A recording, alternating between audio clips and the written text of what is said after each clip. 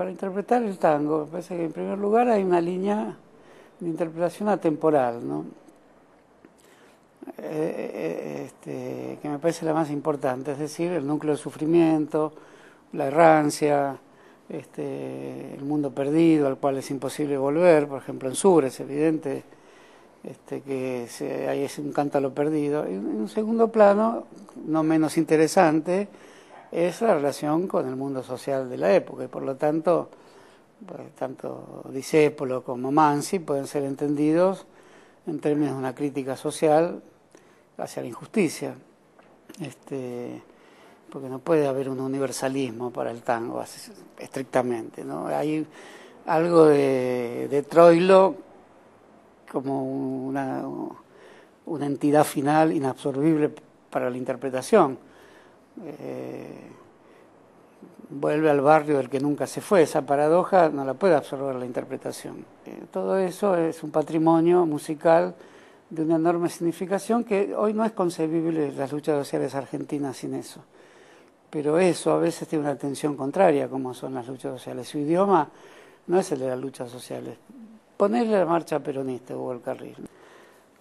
Bueno, el peronismo es algo que no se sabe pensar a sí mismo, por eso su importancia, partamos de eso, no puede seguir existiendo alegremente sin sus críticos, sus intérpretes, y al mismo tiempo hacer como que los escucha, pero no tiene vocación autocrítica.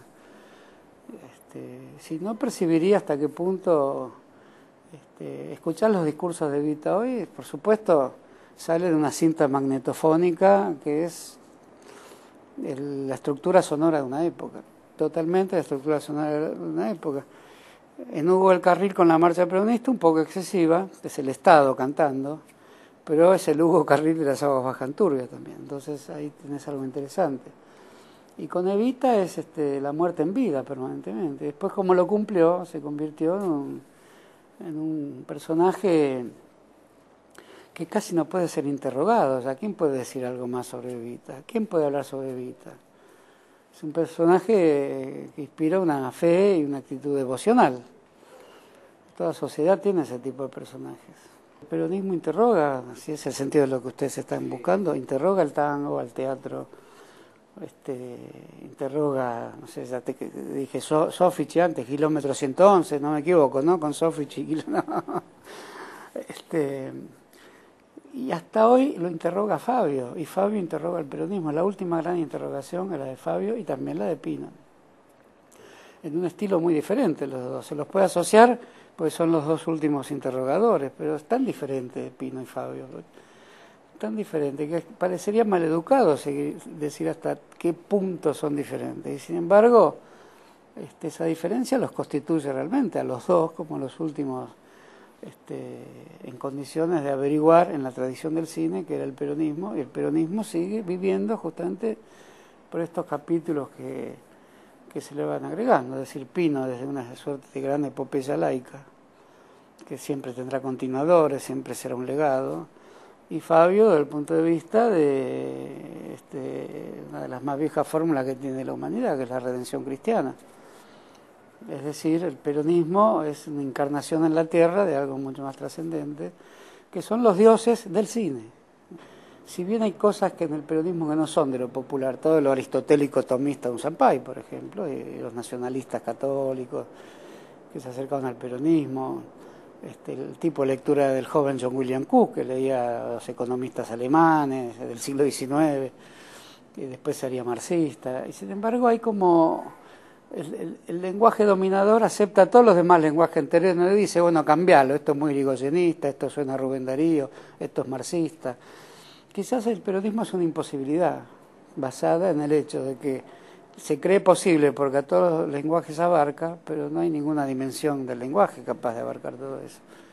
Y finalmente estalla, pero al estallar siempre hay alguien que dice, no, esto es posible, ¿por qué vamos a sobre un lenguaje con otro? Que esté en un plano, en otro plano, y por eso la historia de alguna manera sigue, deformada, diluida, ya espectacularmente deformadora de la historia anterior, pero el mecanismo sigue siendo el mismo.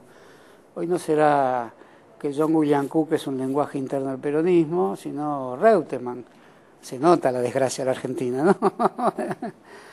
Pero dentro de esta historia desgraciada, el mecanismo sigue siendo el mismo, ¿no?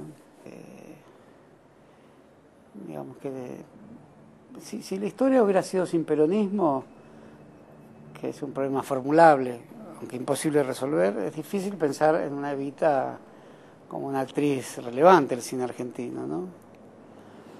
Se la puede medir hoy la evaluación de Evita con películas como La cabalgata del circo, La pródiga. Ahora, la evaluación de esas películas, La pródiga no se dio en vida de Evita porque el peronismo impidió que se viera, por una concepción equivocada de aquello que era su fuerza, es decir, la relación casi de continuidad entre el cine y la radio y la voz pública. Pero Evita, así como Perón, son la radio. La televisión no sé qué hubiera hecho el peronismo. El peronismo cae cuando la televisión empieza a surgir, aunque ya estaba, pero estaba de una forma precaria y minoritaria. Y la radio tiene ese misterio. Perón mismo, el 17 de octubre, es un discurso que se escucha por radio. Y está pensando, él lo dice, en la plaza y en la transmisión de radio. Evita hace Las heroínas, un programa sobre las heroínas de la historia de la humanidad. El libreto es de Muñoz Aspiri, que es un nacionalista. Ahí el nacionalismo tiene una idea épica que las izquierdas no tenían de otra manera. Ahí es una épica estatal, ¿no? Y Evita prepara una voz agónica, que quizás habría que medir con la del tango, ahí sí, ¿no? Y por lo tanto Nelly Omar y demás, pues, Evita es una voz totalmente agónica. Al revés, la enorme actriz de la época, me parece que es Nini Marshall, habría que ver hasta qué punto la plasticidad de la figura de Nini Marshall roza un poco con la de Evita, creo que no. Pero Evita es un personaje digamos, que surge del interior mismo de la voz radiofónica, ¿no? Y el peronismo es radiofónico. Hasta hoy es más radiofónico que televisivo. El peronismo es, digamos así, hoy se puede decir que no hay nada que no sea televisivo y no hay nada que la televisión no pueda matar, porque la televisión tiene un poder letal sobre la historia. Basta ver el programa de Tinelli, que es suicidar la política y sin embargo los políticos van. La dificultad de la política argentina actual reside en gran medida porque los medios son capaces de producir un espectáculo como el de Tinelli, que es profundamente degradante, pero al mismo tiempo hace reír. Produce un sentimiento espiritual, a diferencia de Bombita Rodríguez, que es insoportable, me hace reír algo que es notoriamente destructivo a la vida en común. En cambio, Bombita Rodríguez restituye con la risa la vida común y la vida en común. La diferencia entre Capusotto y Tinelli, que son los dos grandes personajes cómicos del momento, ¿no? Uno totalmente amenazador de la vida colectiva y el otro capaz de producir investigaciones de gran importancia para la reconstrucción de la vida colectiva. El peronismo tuvo, evidentemente, Perón tuvo una cualidad, que es que cerró el país con un lenguaje único, las 20 verdades, la doctrina peronista.